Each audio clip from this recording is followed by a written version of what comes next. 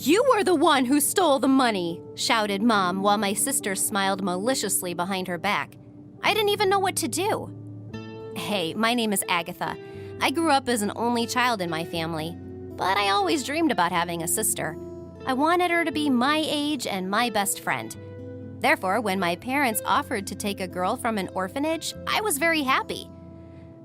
But only if I knew how it would end. But let me tell you about everything in order. I came back from school that day in a bad mood. I had no friends at school, so I felt lonely.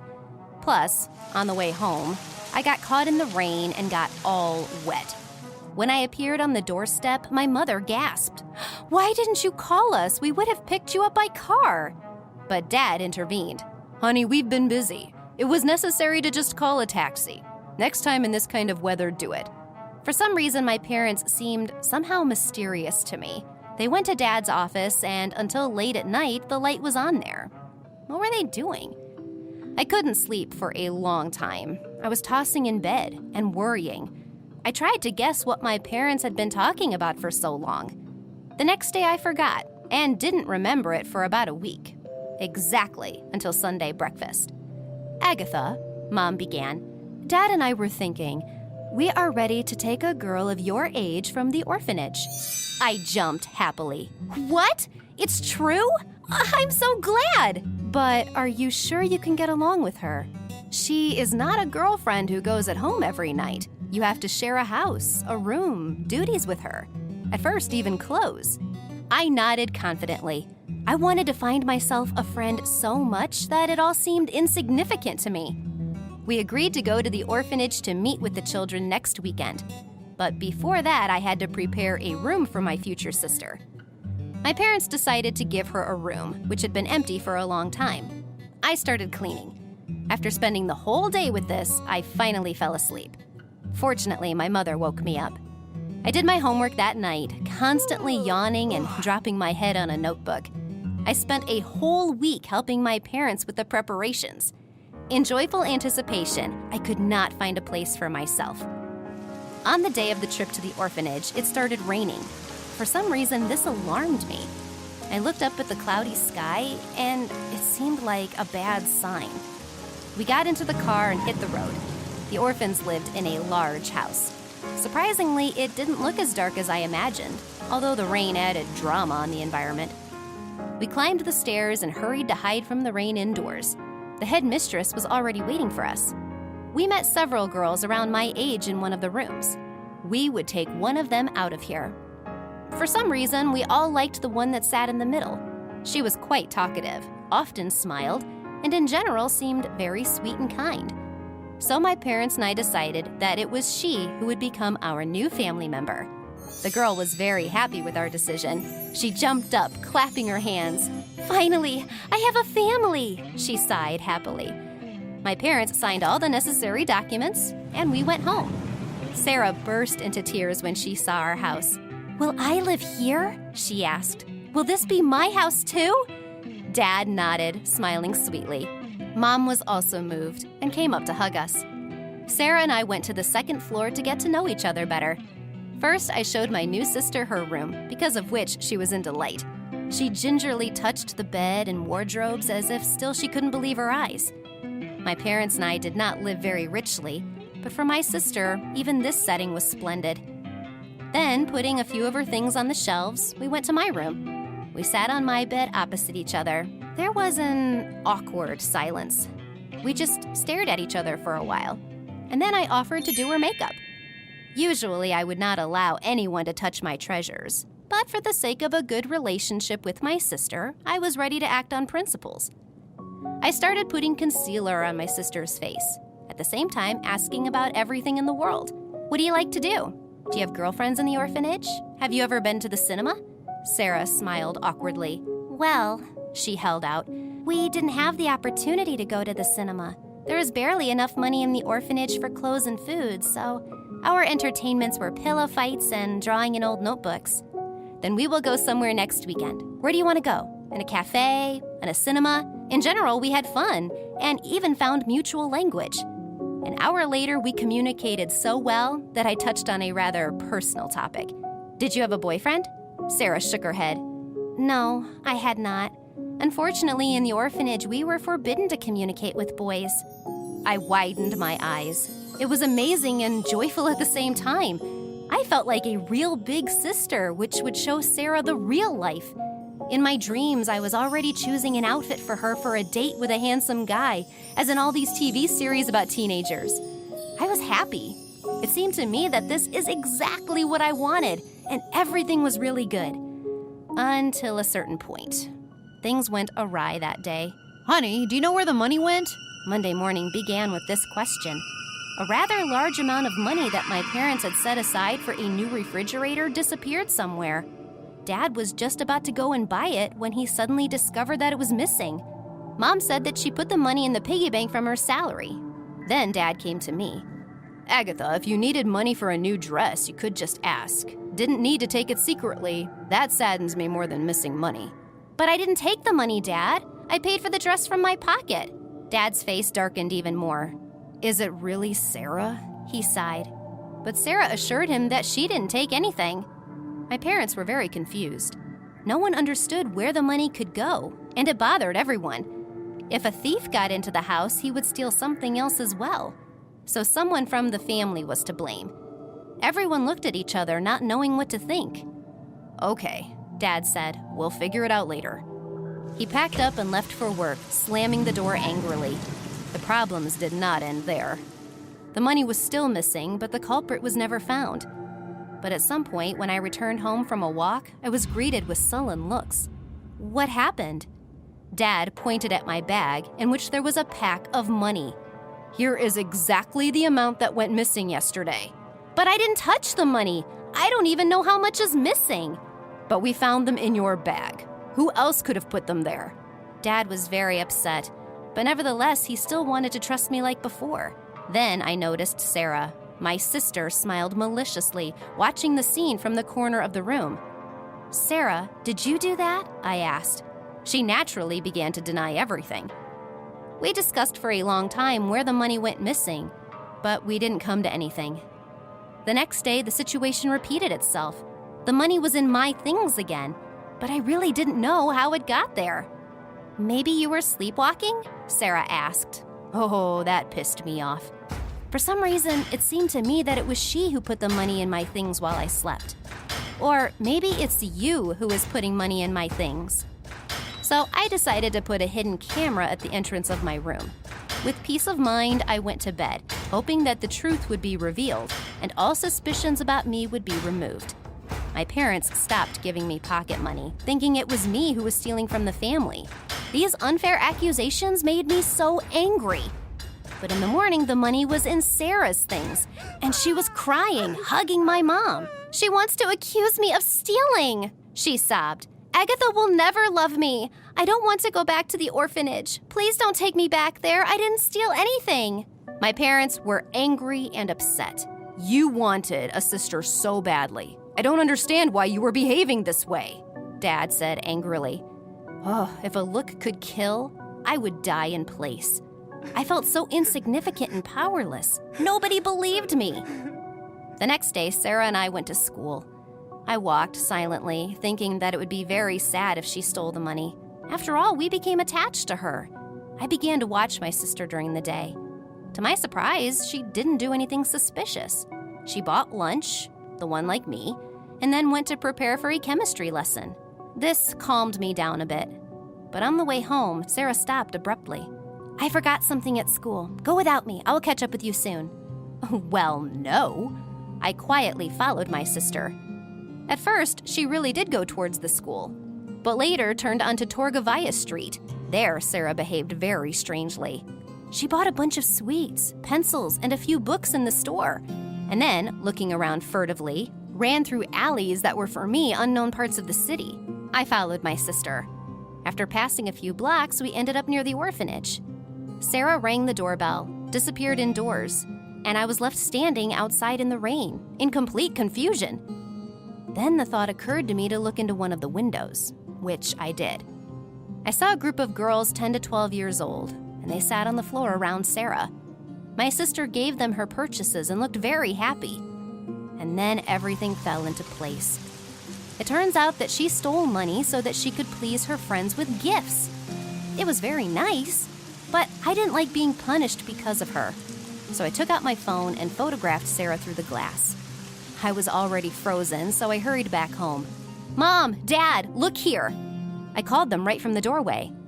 I showed them pictures of Sarah. "She looks like a kind child," Mom sighed. "Yes, but we cannot close our eyes to her lies. She deceived us and framed Agatha. We have to talk to her." Dad was indignant. So that evening, the most frank conversation with Sarah took place during her stay at our home. Sobbing, she told us about the life of orphans in an orphanage, about how they dream of living better and wearing good things. Mia and I wanted a real family so much. "Mia? Who is that?" Dad asked. "She is my sister. She's only 6 years old and doesn't even remember our real parents.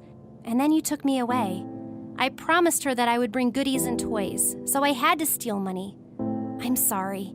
"You could just ask us about it," my dad said strictly. "We will have to punish you." "But we cannot separate sisters," sighed Mom. "Do you think we could afford to take Mia with us too?" My parents didn't have to think for long. After a while, I had another sister, and we became best friends and never fought. Have you ever had such a thing as a bad deed by another person suddenly turn out to be a good thing? Let us know in the comments. And don't forget to subscribe to the channel. Hi, it's me again, Chloe, the same girl who married a nerd to escape her overprotective parents. Last time we spoke, I found out the shocking news. My husband turned out to be a multi-millionaire. It was hard to believe, considering the way he dressed and behaved with people. However, Seth has a way of surprising me. So we flew to the Maldives to spend our honeymoon there. Half of the honeymoon, though, I was in a hotel room because I got stung by a jellyfish.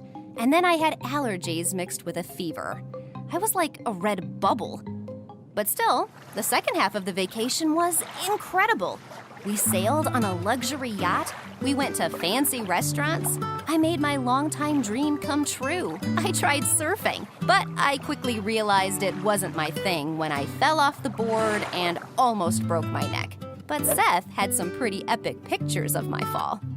When we got back home from Paradise Islands, I was so bored. Not even Seth's luxurious house could cheer me up. I had to live with a man I didn't love. I also had to read messages every day from my parents who didn't leave me alone. My mother demanded my new address. She took pictures of the socks she had knitted for me.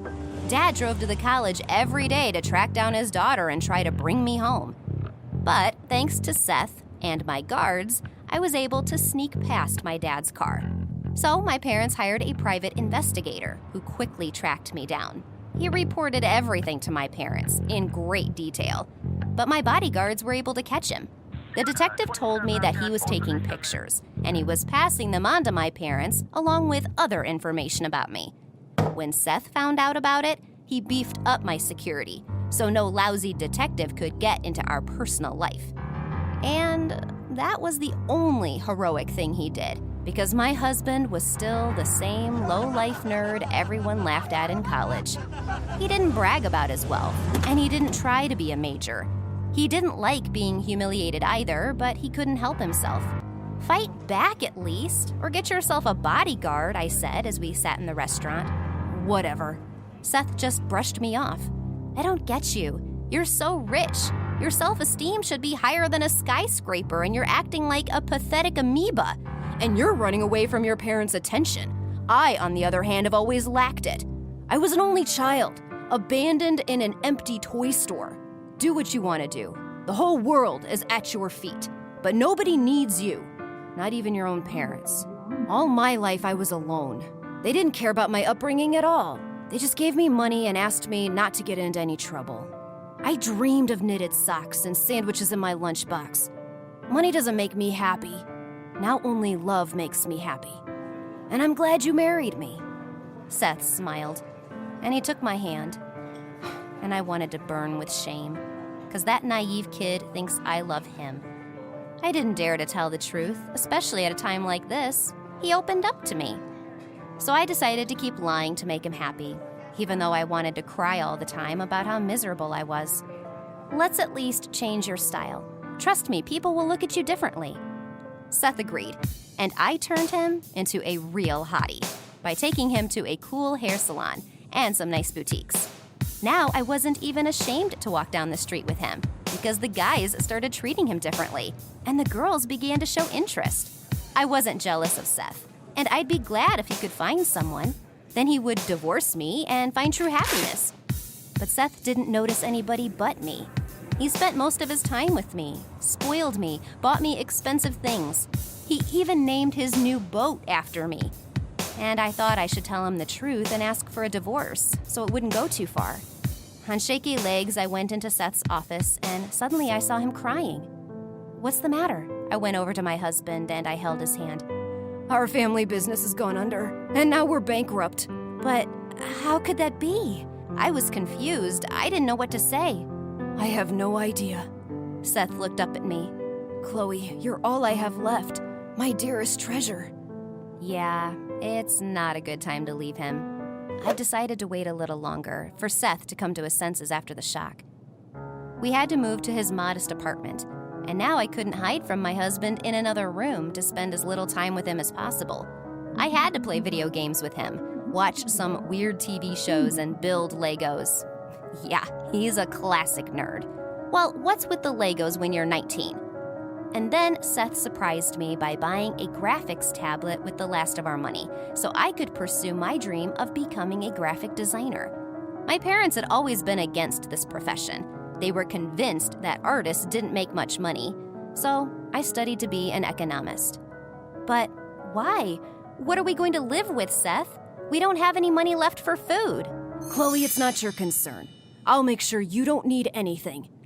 And he said it with more confidence than ever before. Seth was changing before my eyes, and I couldn't believe that he was going from this uptight nerd to a normal guy.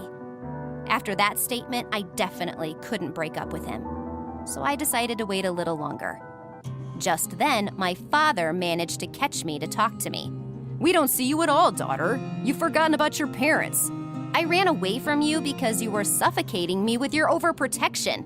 We took care of you, and we think you should come home. This marriage is bad for you. Now you aren't in touch with us. And then what? You'll forget we exist? And who will take care of us when we get old? You owe us a debt of gratitude for all these years." I didn't know what to say to my father. I just left. My parents will never come to their senses and will always stand on their ground. It was a long drive home, and it was raining. I had to call a cab, but I wish I hadn't done that. Because of the bad weather, the driver couldn't control the car, and we had an accident. I blacked out, and I woke up in the hospital with a broken arm and a concussion. Seth was right there with me. I could see how worried he was. The guy was shaking and sweating a lot. As soon as I came to my senses, my husband surrounded me with care. Not as intrusive as my parents, but pleasant, and most importantly, appropriate. Every day he'd bring me something good to eat. After college, he'd sit in my room and we'd watch all kind of funny videos. He also brought me modest bouquets of flowers every day. And my heart seemed to thaw. It was like Seth was waiting for the one, to give her all his accumulated love and tenderness. And even though he had become a regular guy without millions, I started to like my husband. And I changed my mind about divorcing him. But who would have thought he would want to end our marriage himself? When I got home, Seth said he didn't want to live with me anymore. "But why? We were doing so well," I teared up. "I can see that you don't love me. No one wants a pathetic nerd, especially not without money." "But I do need you, Seth. I really do." "I don't believe it. The divorce papers are ready. All you have to do is sign them." I tried to prove that I really liked Seth, but I got the feeling that he couldn't or wouldn't believe it, because the guy grew up his whole life without love, and it was hard for him to see that anyone could really want him. So I started paying attention to him and give him cute little gifts, delaying the signing of the divorce papers. But nothing worked, so I just left, giving Seth time to live alone and think. And since I didn't have any money, I went back to my parents' house, which Mom and Dad were so happy about. They started saying all sorts of mean things about Seth, turning me against him, and I started to shut them up, because Seth, even though he's a nerd, is very kind and gentle. And while I was living with my parents, I felt like I'd been trapped, that I was a prisoner again. Now they tried to control me even more. They wouldn't even let me go to the store alone. And then one day, I found a hidden camera in my room. Well, that's just too much. Till when? It's like you don't care about me. You're doing everything you can to push me away. And there was another scandal, which was interrupted by a strange noise. I went out into the yard and I saw an airplane in the sky. Its traces were in the sky. Forgive me and come back. The lettering made me feel genuinely happy. Then a limo pulled up to the house, and Seth got out with a big bouquet of roses. It took me a moment to realize what an idiot I'd been. Seth came up to me and kissed me. While we were apart, he missed me a lot and thought a lot about our relationship. Seth didn't know much about love. He started talking to people on forums who had also missed a lot of parental love as children. They were able to support Seth and said that love is there, but it's hard to see and accept. And then Seth decided to make peace with me. That same day, his parents called him and told him that they'd saved the business and returned all the money. Ha! Lucky coincidence. "We're not giving you our daughter," my father said sternly, looking unhappily at Seth. "She's my wife." Seth instilled in him the resolve he'd been lacking. "You wanted to divorce her. You're a very unreliable fellow." Of course, a fight broke out. But then everyone was able to calm down and have a normal conversation. Seth and I somehow managed to convince my parents that I was gonna be okay if I didn't live with them, but with my husband. We'll even have a kitten. They tried to accept it and let me go. At first, my parents came to our house almost every day to check up on us and make sure everything was okay. And then, somehow, things got better, and they finally calmed down and let Seth and I live in harmony. And we were very happy. At one point, I caught myself thinking, God, what a fool I was. I thought my husband was a pathetic and disgusting nerd. All Seth needed was help, not extinguish him with recriminations, name-calling, or contemptuous looks. A good attitude helped him become a confident guy who got a lot of respect in college, too.